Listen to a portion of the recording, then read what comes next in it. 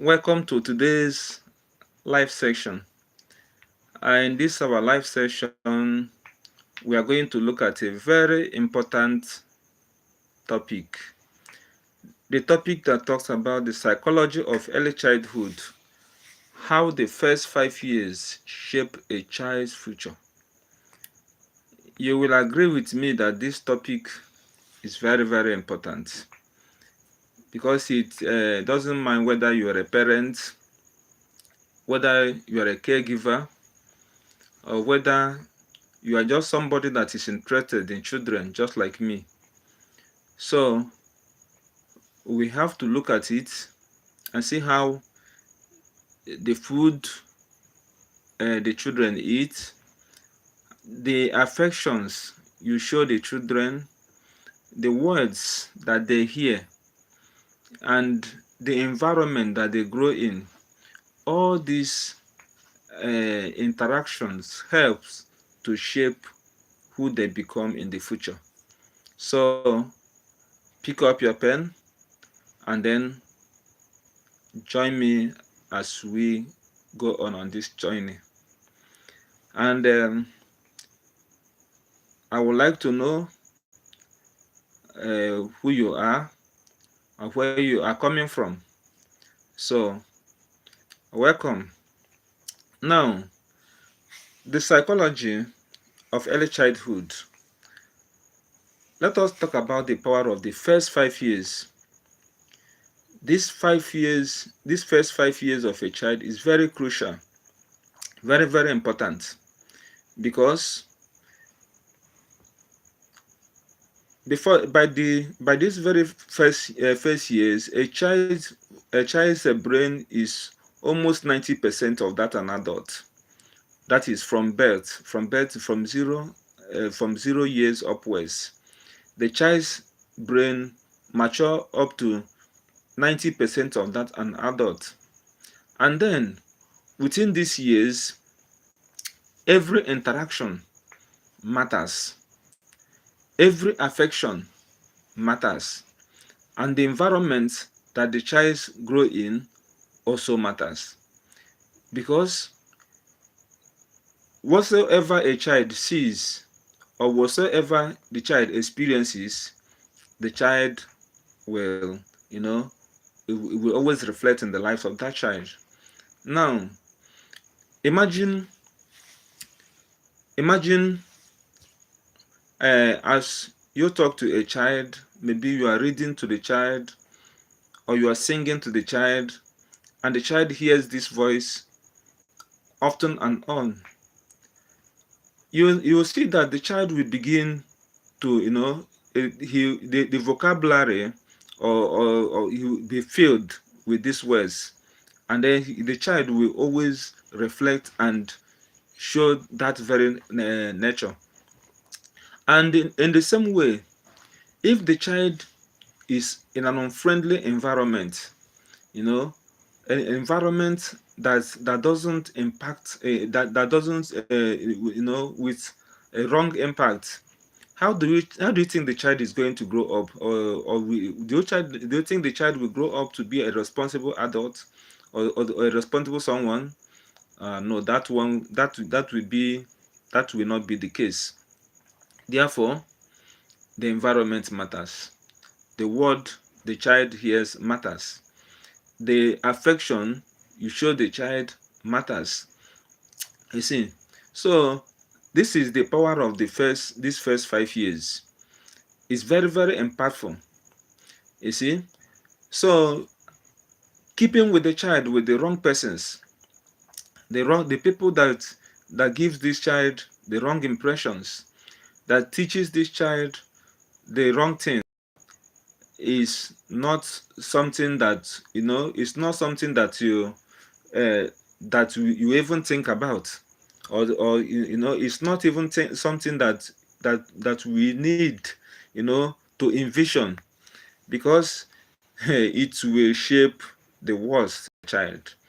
And that is why in our environment these days we have different types of malformed individuals. Malformed in the sense that the environment have shaped them to what they are not supposed to be. The environment have made them to become monsters which they are not, which would otherwise have not been like that. You see, so that is if we know, if we have the knowledge that we need to have, or if we have the the understanding that we are supposed to have, most of the misfit or the malformed individuals around us will not be there. You see, because these children that later becomes adults would have been mold with the right interaction and environment that is meant for them. So this is the power of these first 5 years. We are talking of the power of these first 5 years. If we make any mistake within these first 5 years, the mistake will stay with the child forever. You see, if we make any mistake we make, we hardly be erased. We hardly, and it will remain impactful. So no matter how we are thinking of raising our children, no matter how no matter how we are thinking of it, we need to have, or we need to keep it at the back of our mind that the early the first 5 years of a child matters. That is it. Now let us look at it under the brain development.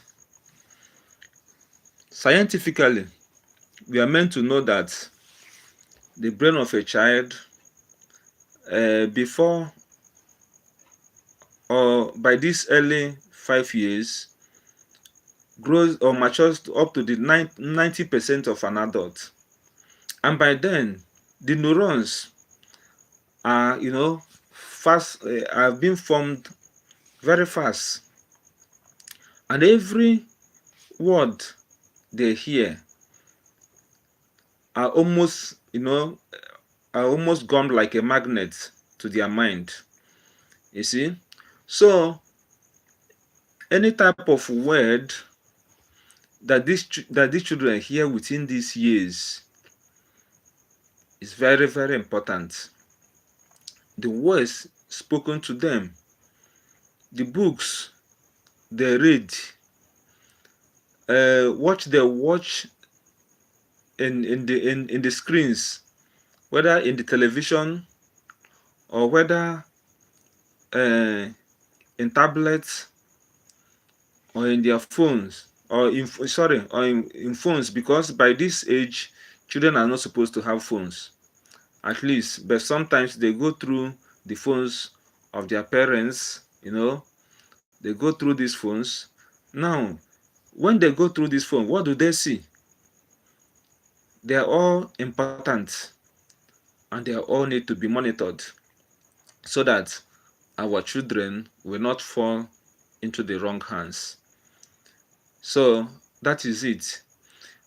Within these very first 5 years, the brain develops at a very fast speed.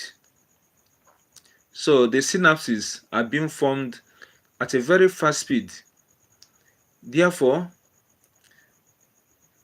every activity of theirs need to be monitored. Whatsoever they do need to be monitored. Whatsoever they are doing is very, very important. We should always keep that at the back of our mind. Who do we leave our child with? Whether it's their elderly siblings, that is if we are not around, or with their elderly siblings, or with our house helps. For those that have house helps, we should always have in mind the type of house help we have, the type of house help we leave our children with. So how they raise our children, how they interact with our children, and how they impact with our children is very, very important. Or sometimes we know that sometimes we have busy moms and dad that are busy with their different activity, but as we carry on our different activities, we still need to have sometimes some moments of interactions, some moments of connections when we connect with our kids, and then try to find out one or two things about what they do when we are not around. It's very important.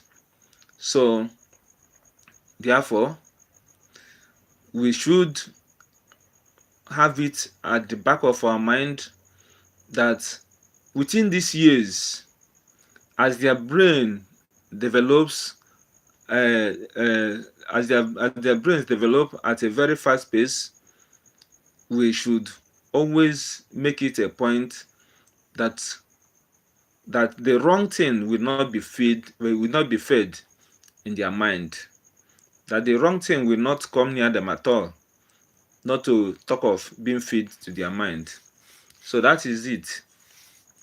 Now, let us look at the emotional development and attachment. How is the emotion being built within this age? What type of affection do they receive? Because the affection they receive is also important. You see, what type of interaction do they get, whether at the home or in the school or at the playground? In the home, do they receive warm treatments? Do you give them warm treatment, loving and affectionate care? Because children that tends to get this loving and affectionate care grow up into emotional intelligent adults. You see, when you give children the type of environment where they feel comfortable, nothing to disturb their emotional intelligence at this time, or the way they understand themselves. If there's nothing to disturb them, you know it helps them to grow into emotional intelligent adults. But what if in the other way around, that the type of environment that they grow in is a type of environment that is very harsh to them, that gives them the wrong treatment, that is give them scary treatment. You find out that this set of children will be malformed, because they have understanding that the environment is very harsh. They don't feel loved. They don't feel welcome to this, to this earth. It is going to affect them in the long run. It's going to make them, going to make them, because what one receive is what one gives. You see, when children get this affection and grow with this affection, they will learn that this affection is what they are supposed to transfer to others. They will learn that this world is a loving place, because they they receive this, love first. And as they receive the love first, they can now be able to give to others. But when but when they receive the other side of the world, the dark side of this world, with its maltreatment, with his wickedness and dark nature, you know, and they grew up with it. They will hardly show affection. They will hardly know that affection should be shown to the other person. And then they will to make the thing worse, interaction will be hard for them. They can't interact with others. You see, because they will even be afraid of, anybody that they come across with. You see, because the very first interaction that they get hampered, they destroyed what they will even expect to, destroy their expectation. So what are we saying here? It is very, very important. It's very important that we let our children grow up in an environment that is very warm, very welcoming, and very affectionate, instead of letting our children grow up uh, in the wrong place. So that is it. Now, cognitive growth and early learning. Cognitive growth. We have mentioned before, that children's brain grow much within this very first 5 years. You see, their brain grow much within these very 5 years, and the brain grow fast. They tend to, they tend to gum whatever that is being taught to them at a very fast pace. Whatever they hear, they gum it within a very fast pace. So within this phase of time, if a child is given good and quality education, you see that the child will likely grow up an intelligent person. The child will likely grow up loving how to read. You see, because this first 5 years, which is the golden years, or the most golden years of the children's existence, they were being exposed, to reading, to learning, and learning in the right way, learning in the way that make learning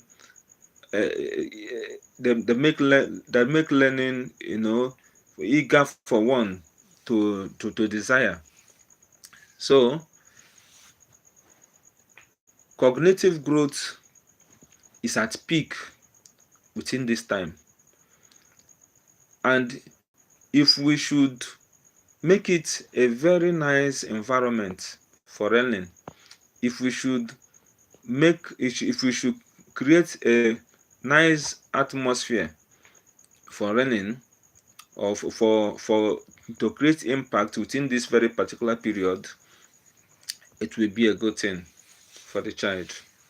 It will be an experience that will be reaped in the long run. In the long run, it will be an experience that will be that will be, experience that will reap in the long run. So it's very important to provide a child with the most comfortable sort of education within these very first years. It will be And coming to talk of that, it depends on capacity. Depends on capacity, especially in this part of our country, uh, in Nigeria here. You know, education, we know, is not for the poor. Uh, our educational system here is nothing to write home about, especially when you come to the poor. Those that are richer with bigger amount of money, you know, they send their child to private schools that are up and doing, and then those that are in the low income category, paying for these private schools become something else. Then what do? They dump their children in the public school, and the public schools, there is no amenities, teachers there less concerned. The teachers have no time for children that they are teaching, and all this. So, but in this very particular uh, state, it will be good if the parent can try to create time for the children, because you can't leave this work only for the teacher. If the teachers is not if the teachers are not doing well enough, you can be able to augment by creating time for your own kids. Either you create time for them, or you pay for additional additional lessons from what they get from school. At least if what they get from school is not adequate, or you still create your own time and still impart more. I know some people that do it, and it's very beneficial. It's very beneficial, yes, for some people that do it. They create time for their children and teach their children, you know. So that is that. Now, so what are we talking of here? The cognitive growth and and early learning. Early learning. It should we need to know the importance of that, because we are talking of these first 5 years, and these first 5 years is the years that makes up a child in what the child later becomes. Is these first 5 years that build the child, and because any mistakes that is being made within this very particular time, this mistake is going to remain. Is going to is this is the time when we either make or we mar our children. Is the time that we either shape or we destroy our children. You see, because from then, the next time you are going to talk of now is when they grow into teenagers. You see, but molding them within this, because let us just liken this very particular stage. Let us liken this very particular stage as the foundational stage.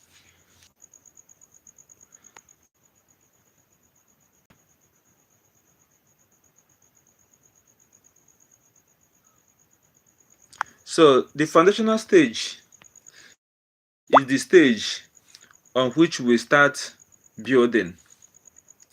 And any stage on which we start building is very, very important. Let us look at it as if we are starting a building project. If you are starting a building project and we did not build on a strong foundation, because even the Bible made us to know that him that build on a rock, that the rock will stand, that the house will stand.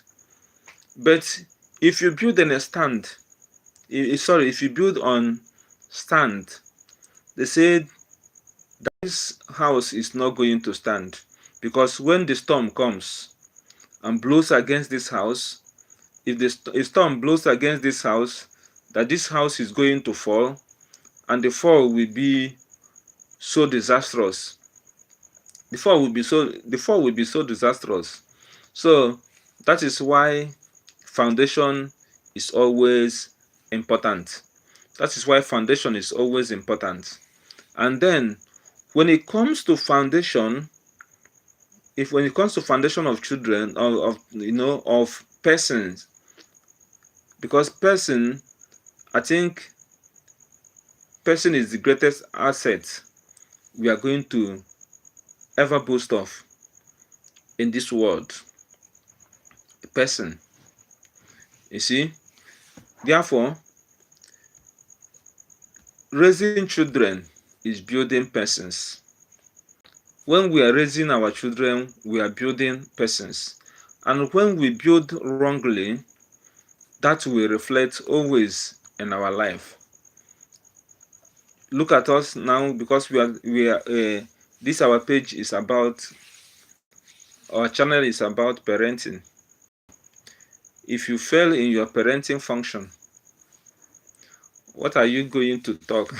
What are you going to, I don't know. If fail in your parenting functions, it's a very big failure. You see? So that is that. Now, social development and peer interaction. Let us look at it. On social development and peer interaction. Now, we have always mentioned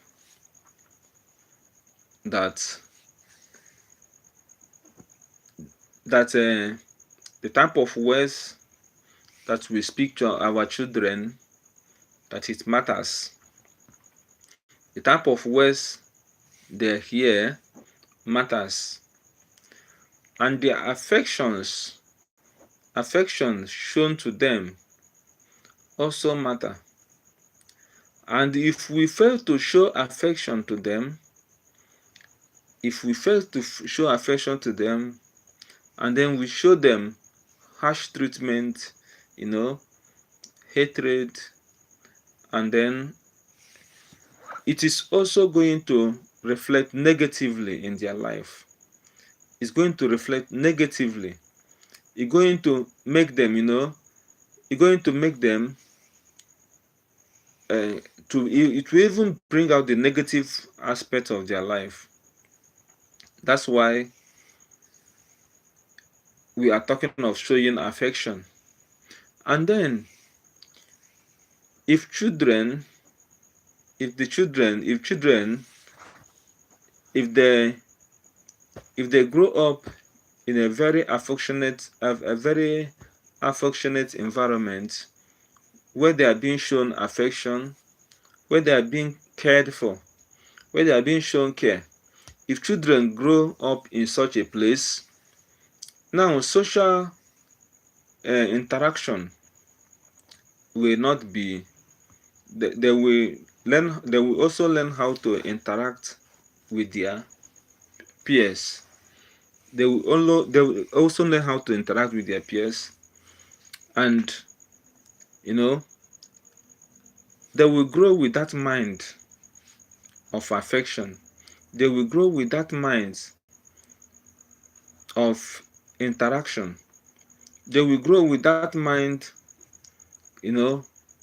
of love for one another. They will go with that love for one another. But if that interaction is not there, if they did not, if they did not grow up, if they didn't grow up with that kind of nice environment, how are they going to interact better with their peers? How are they going to, grow in a nice? How would they grow, with that kind of mind of interaction. Therefore, it's nice, or it will be good if we raise our children with enough care and affection that we make them to understand that their their interaction, or playing, or either in the playing ground or whether they're in school, so that they will be able to interact well with their neighbors, with their friends. They will be able to, you know, coordinate themselves. They will be able to, have that affectionate mind with their friends. So that is that. The environment always matters. We are saying that the words they hear always matters. And then we still have to mention here the power of the life we live, because children always mirror what they see. Children always mirror what they see. They always, they always live the life of whatever they feel, whatever they are seeing, what they see in their parents, what they see in their teachers, and what they see in their friends. But we as parents and caregivers, we need to show our children. We need to show our. We need to live a life that our children will copy the positive side from us. So we know that most children spend more time with their parents than with their teachers in school. Therefore, most of the attributes our children have are got from the parents or from the home environment. Yes, most of the attributes of our children are from the parents and from the home environment, because this is where they spend more time than in school. You see? So therefore, we need to mirror out this very we need to live lives that our children will learn better from us. We need to live life that our children will learn better from us, that our children will see and copy. You see? Because just like we mentioned, most life our children lives is what they see from us. Most thing that they do is what they see in us. You understand? Therefore, we need to live better.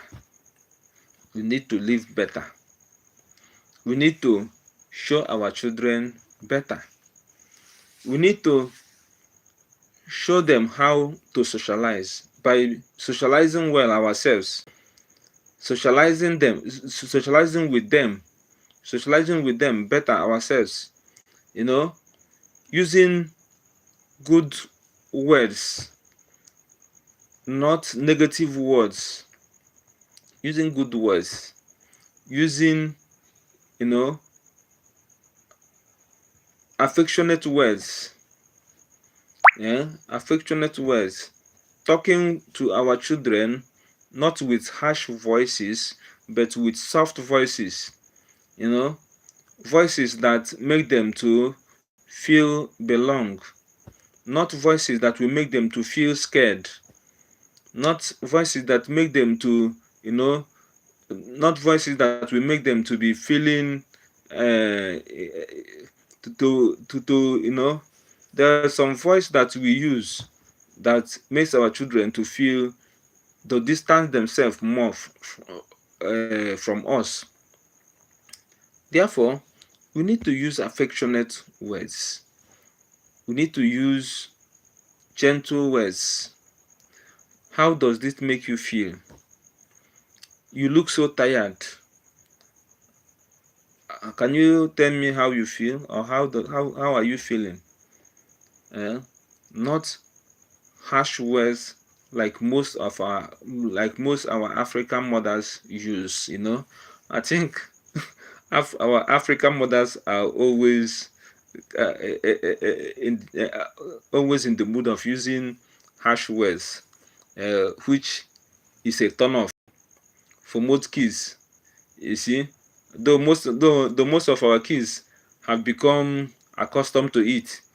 Yes, most of our kids are already accustomed to it, but that is by the way. Mm, that is by the way. Therefore, let us learn how to use affectionate words. Let us learn how to use words that will suiting words. Words that when you hear it is cool. You not words that makes one to be apprehensive. So let's learn how to use suiting words when we are speaking to our children. You know, Words that show care. How are you doing? Uh, you look so tired. What is wrong with you? I is don't Let me just say such words. Hmm? So that is that. Now, from that, we go over to emotional regulation and early discipline. Emotional regulation and early discipline. Now, we spoke of our children that they need to be emotional intelligent. And we talk of environments that makes our children to be emotional intelligent.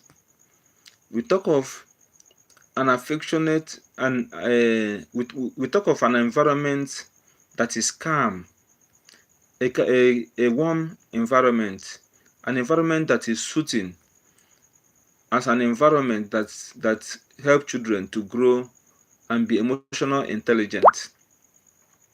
Now, when children are being subject to harsh condition or to condition that makes them apprehensive, it hampers their emotional intelligence. You see, just like I always say, one cannot give what you don't have, or from what you receive, you'll be able to give others. From what you receive, you'll be able to give others. So, a child that did not grow up in an emotional intelligent, that did not grow up with such a condition, such warm and soothing condition. A child that did not grow up in such a condition may not be able to give someone, it may not be able to be emotional intelligent because he grew up in a harsh environment. That child will not know how to collaborate. That child will not know, you know, will not be able to feel somebody's pain, show empathy. Let me just put it like that. Show empathy. Because he himself did not receive such a treatment. It will be hard for him to give another person. Do you understand? Therefore, we need to raise our children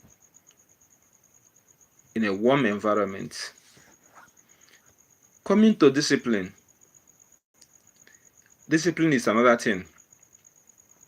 How do we discipline our children?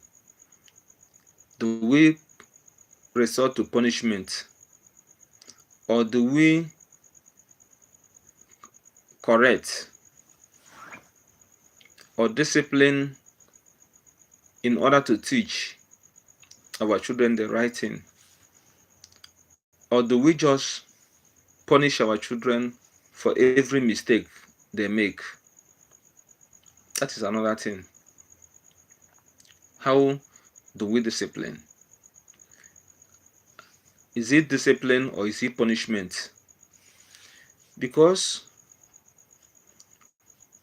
when we are always in the mood of punishing our children, it will make them, you know, it will make them to recoil from us. They will detach themselves from us. They will be emotionally detached because of punishment, the harsh treatment we give them in the name of discipline. But if we connect before we discipline, what do we mean by connecting before discipline? Make sure that your child is emotionally connected with you. Make sure the interaction you have the interaction with your with your with your child that makes him to be comfortable with you. That is connection. And then if you are connected and if your child does anything wrong and you speak to him, he will listen, and then he will understand, and he will likely refrain from committing further offense. But if there is no interaction, if there is no connection, and maybe you always discipline by punishing,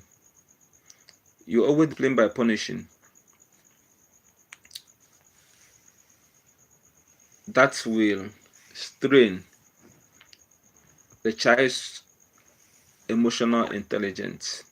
Normally, they strain emotional intelligence because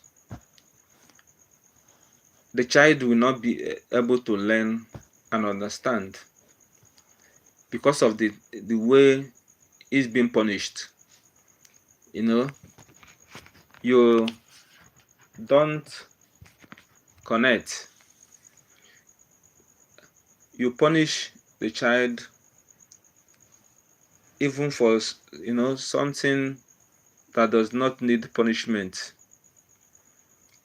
How will the child be able to learn from you? Or how will you mold uh, emotional intelligence to the child? Or how will the child able to regulate his own emotion? Therefore, learn how to connect with your child before punishing. Learn how to connect with your child. That is that. Mm.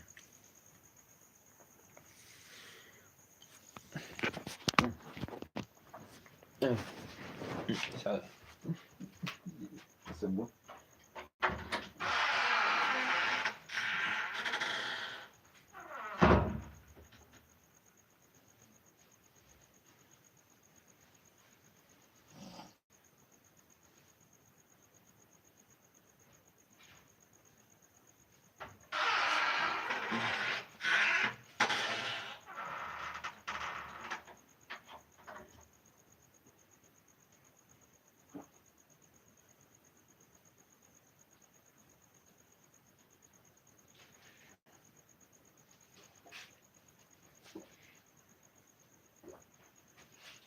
Mm.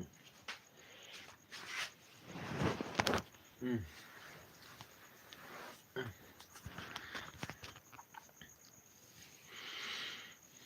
So, learn how to connect with your child before punishing. It's very, very important. It is very, very important. So, From that, we go over to the role of family and environment. The role of family and environment. We have mentioned this time without number that the family is very, very important in the life of a child. The family, we know, is the most basic unit of the society. Just like they said, the family is the most basic unit of the society. And the child always spends more time in the family than he spends outside. Therefore, what type of thing or words, what type of words does this child hear from the family? What type of interaction does this child get from the family? Then, what type of teaching do we teach this child from this family? All these things are very, very important in the life of this child. So, therefore, the family should be very careful. We should be very careful the type of families we have, with the type of interactions we have in family. Divided family normally does not serve good for the child. Sometimes in family, the husband and the wife at loggerheads with each other. Now, let's look at it. Children from this type of household, how do they normally become? Or how do they normally grow up to be? Children from divided home, from homes where the father and the mother are always at loggerheads with one another. At the home, where they normally fight, where husband and wife fight, how does the children grow up to be? The children always grow up to be misfit. They always grow up to be misfit. They always grow up to be, that is, they always grow up to be, you know, I don't know, but always grow up to be children that are, malformed children. Let me just use that word, malformed, because we have so many of them in the street. So many of them stealing, cutting throats, you know, that cannot emotionally regulate themselves, eh? Emotionally misfit because of the type of family they come from, the type of family they have, that they grow up from, or the environment that they find themselves. Now, talking about the environment, look at children from, uh, children from, let me say, from ghetto areas. Children that normally grow up from ghetto areas,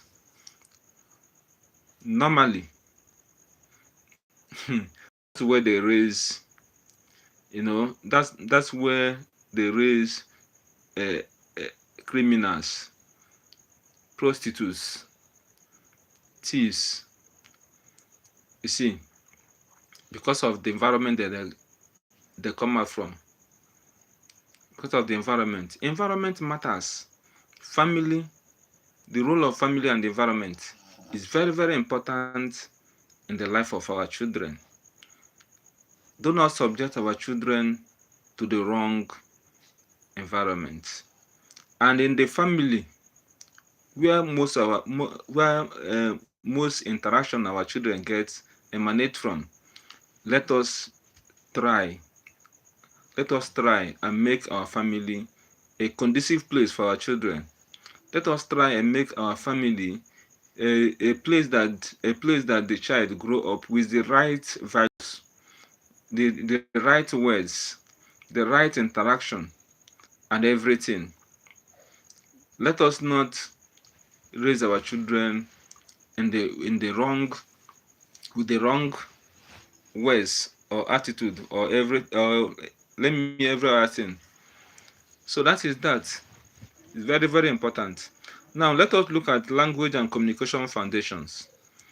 Language and communication foundation.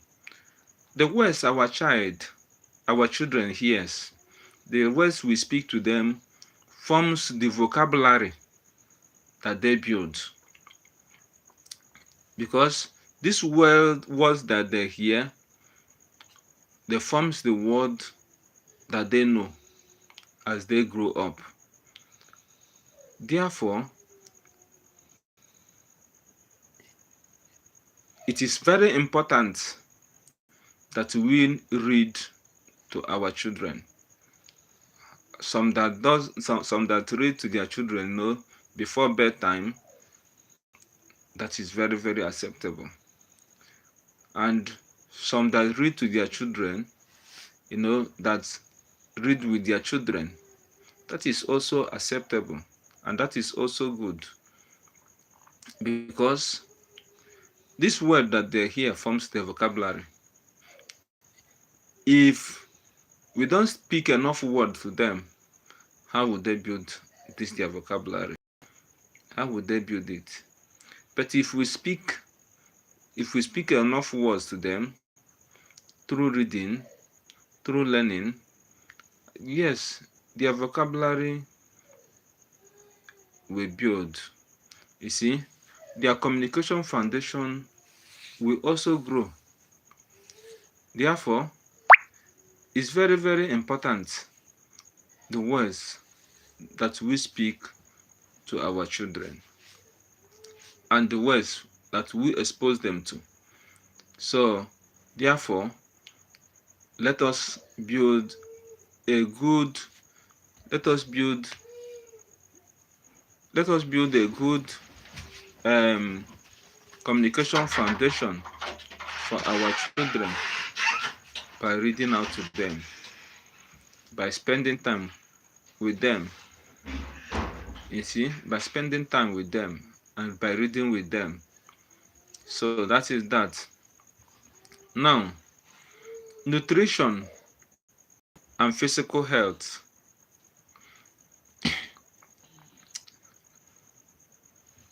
This is also another important thing in the life of our children. You see,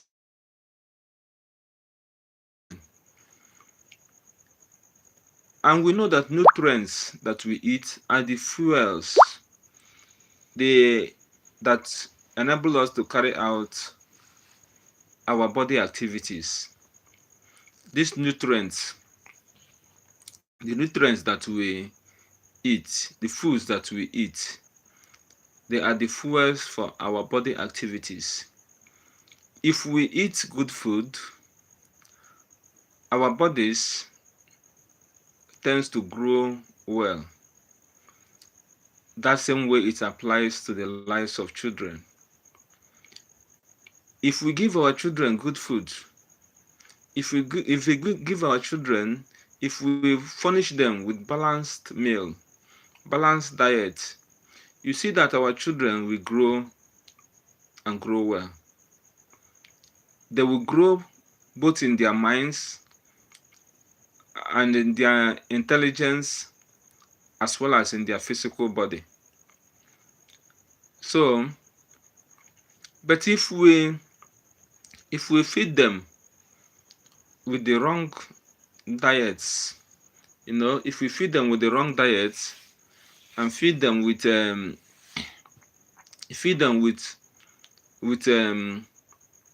unbalanced diet, it will reflect in their life. You see, malnourished children tends to grow limitedly. They don't grow well because they are malnourished. You see? And then there's a type of diet we can feed our children.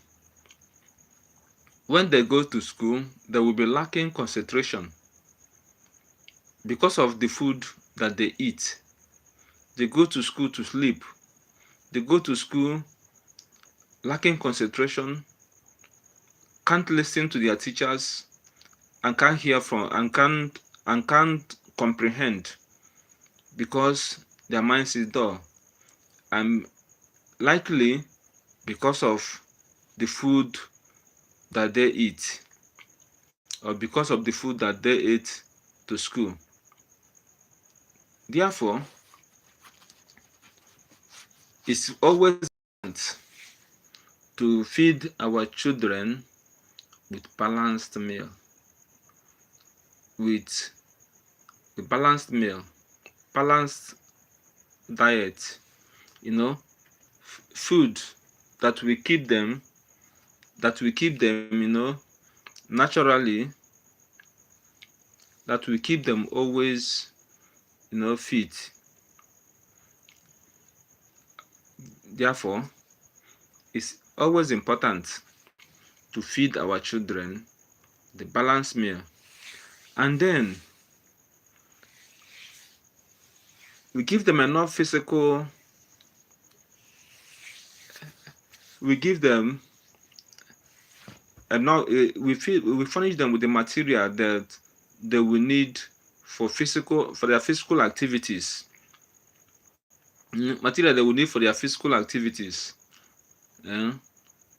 They also need that because play, we have mentioned that without number, is important for children growth. Children need play to grow, and children need play to interact. They need play to socialize, and all this. They need play. So if children need play, we need to furnish them with the correct environment where they will play for this, in order to interact and in order to socialize. Because socializing is also another avenue for this thing, for emotional intelligence. Because when our children learn to socialize, they will learn how to manage their emotions. You understand? So it is very, very important we provide correct nutrients and correct play environment for our children. Environment that will make them to thrive and to thrive well. Now, the long-term outcome of all this early experience. What are the long-term outcomes? The long-term outcome we have mentioned is this foundational stage of a child's life. This foundational stage of a child's life, howsoever they live now, is what they carry out to live forever. You see, whatsoever life they pick now will impact their life as long as they live. It will impact their life. It will always reflect on their life. Therefore, whatsoever words that they hear on this stage, they will carry on with it. You see, and whatsoever they see from their parents at this very particular stage, whatsoever life that they see from their parents from this very particular stage, you will see them exhibit the same type of lifestyle. See them exhibit the same type of lifestyle. Therefore, it is important that we make we it's important that we make sure that our children, that they did not uh, live the wrong life within this very first stage of life. It's important that we make sure that we furnish them with whatsoever they need to live correctly, to become emotional intelligent adults, to become resilience in life, to become that that will live life that are worthy of emulation. So I would like us, whatsoever you feel, or the area you feel that we did not touch, that you are going to, that we are supposed to speak about in this early childhood, the psychology of this early childhood. So whatsoever you feel we are supposed to talk about and that we did not talk about, I would like you to write in the comment section. You see, let us hear about it. So I am so very grateful for those that make time to be with us or to listen to this message after. I'll be very grateful. So I'm very grateful. So thank you for your time and thank you for staying with us. So next time we'll still look into another interesting topic as we continue to build on this our journey of parenting, because we can never settle for less. We will always go for more. Thank you for spending your time with me. I'm very grateful. Thank you so much.